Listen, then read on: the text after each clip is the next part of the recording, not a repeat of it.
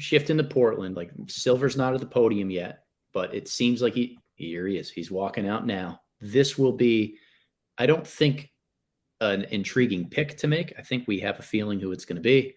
But what do we do as a result of this is going to be part of the conversation here with Portland. So Adam Silver has announced Scoot Henderson to the Portland Trailblazers. No surprise. Yeah, no surprise there. Scoot Henderson to the Portland Trailblazers.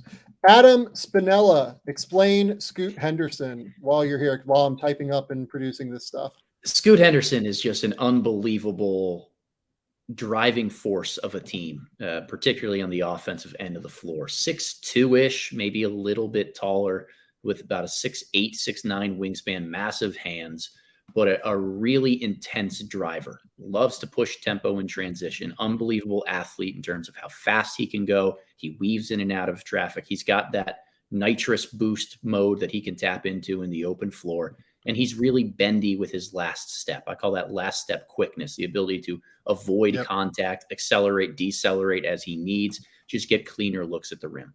Really pick and roll maestro is the type of role for him in a half court setting. Put the ball in his hands, spread the floor and surround him with really good, smart shooters and a roll man. And he's going to make the right decision 9 times out of 10. His assist numbers were fantastic on a G League Ignite team that didn't space the floor or shoot the ball particularly well from 3.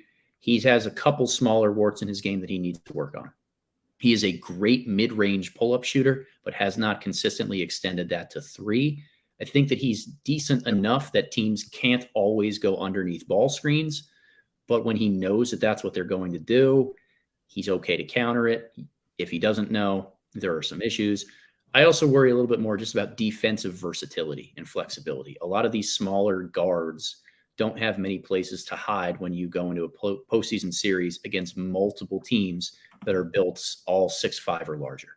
The nice part about Scoot is that he's just a giant muscle. And he's hyper competitive. He's going to be the type of guy who finds a way to overcome that anyway. But those are at least the questions and the concerns right now. The 3-point shooting range and how consistently he holds up against different schemes and coverages on the defensive end. The main question that I have now is, what does Damian Lillard do? Because if I am the Portland Trailblazers, that's my biggest question. And I now have, frankly, the most athletic future backcourt in the NBA in Scoot Henderson and Shaedon Sharpe. 2 guys that, by the way, I think fit incredibly well together long-term. As long as Shaedon Sharpe is able to continue to be the very, very high-level shooter that I think he is capable of being long-term, and showcased certainly late in the year last season, it's going to be perfect. They're going to be able to play off of each other exceptionally well. And I think bring a lot to the table that opposing teams are going to struggle just to match up with athletically even. It's going to be hard to keep these guys out of the paint. All you have to do is build a well-spaced floor, and you kind of have the job done, I think, long-term. Yeah. Ultimately, now it's just about Damian Lillard and how long do these guys stay here? Yeah, Portland has options, and this was the best case scenario for them, I think. Scoot Henderson falling to number 3 because it opens up a treasure trove of options for them. They can stay the course and play these 2 guys together. I think Anthony Simons might be the odd man out in some regard there, but you can get value back and extract a better roster fit alongside of Scoot and Dame if that's what you decide. You can hit the full reboot button and go Scoot and Shaedon long term, and that's an unbelievable high ceiling duo to be able to have athletically, half-court creation. Shaedon Sharpe was terrific over the final month of the season for a Blazers team that obviously was trying to play through him and tank a little bit, but he showed some fantastic parts here. There's a lot of ways the Portland Trailblazers can go now. This is, to me, a gift-wrapped 3rd pick for them.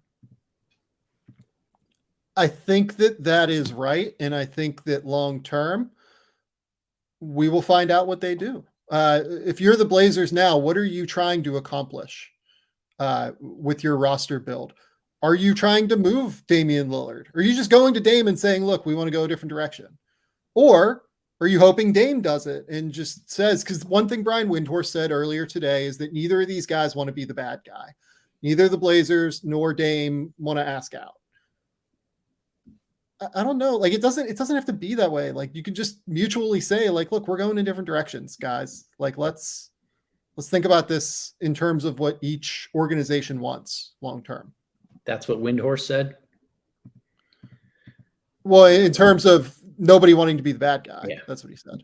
Now, why would that be? I mean, if I'm Portland, I'm honestly, and this may sound unconventional, I'm going to Damian Lillard and I'm asking him what he wants.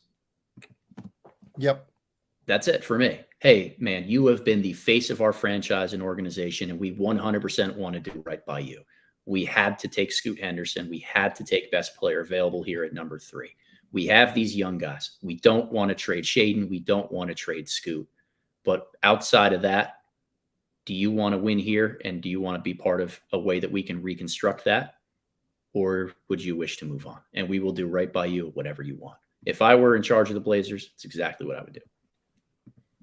That's what I would do too. He's earned it. I don't know if, I think that he has earned it. And I think that if you're them, I kind of hope he asks out a little bit. Like, I think it's time to go in a different direction. They can't, just given his age, I think they can't build the contender really around him in the time frame that they have. I wrote this earlier this week. I think Damian Lillard, I've like gone back and like looked at it now. Damian Lillard is somewhere between the 10th and 15th best point guard of all time. He's unequivocally a top 75 player to ever play in the NBA. This isn't a shot at Dame saying that like the Blazers can't build a team around him that will contend for a title. It's probably just time, unfortunately. He's coming off of maybe his best season ever.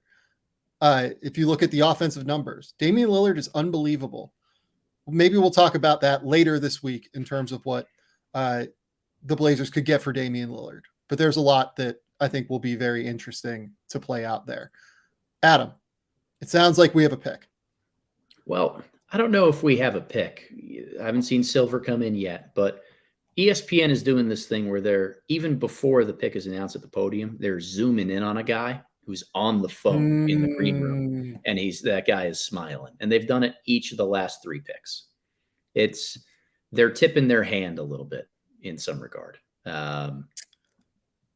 Not sure how I feel about that from a production standpoint. We still got JJ Redick chatting up the world here and talking about a couple of things. No Kendrick Perkins talking about, Moody Moses or stuff like that. But